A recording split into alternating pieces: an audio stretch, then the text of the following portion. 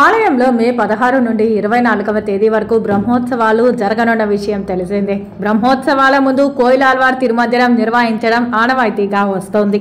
ఈ సందర్భంగా ఉదయం 6:30 నుండి 9:30 వరకు కోయిలాల్వార్ తిరుమంజనం చేపట్టారు. ఇందులో భాగంగా శ్రీ గోవిందరాజ స్వామి వారి సన్నిధి, శ్రీ పార్థసారథి స్వామి వారి సన్నిధి, శ్రీ ఆండాల అమ్మవారు, శ్రీ కళ్యాణ వెంకటేశ్వర స్వామి, శ్రీ పుండరీకవల్లి ఆలయ ప్రాంగణం, గోడలు, పైకప్పు, పూజా సామాగ్రి తదితర అన్ని వస్తువులను నీటితో శుద్ధి చేసిన అనంతరం నామకోపు, శ్రీచూర్ణం, కస్తూరి పసుపు, కచ్చాకు, గడ్డ కర్పూరం, గంధం పొడి, కుంకుమ, కిచిలిగడ్డ తదితర సుగంధ ద్రవ్యాలు కలిపిన పవిత్ర జలాన్ని ఆలయం అంతటా ప్రోక్షణం చేశారు.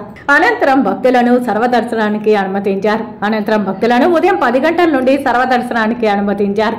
ఈ కార్యక్రమంలో తిరుమల చిన్నజీఆర్ స్వామి, ఆలయ డిప్యూటీ ఈవో శాంతి, AEO Munikrishna Reddy, superintendent Narayana, temple inspector Radhakrishna, అర్చక బృందం తదితరులు పాల్గొన్నారు.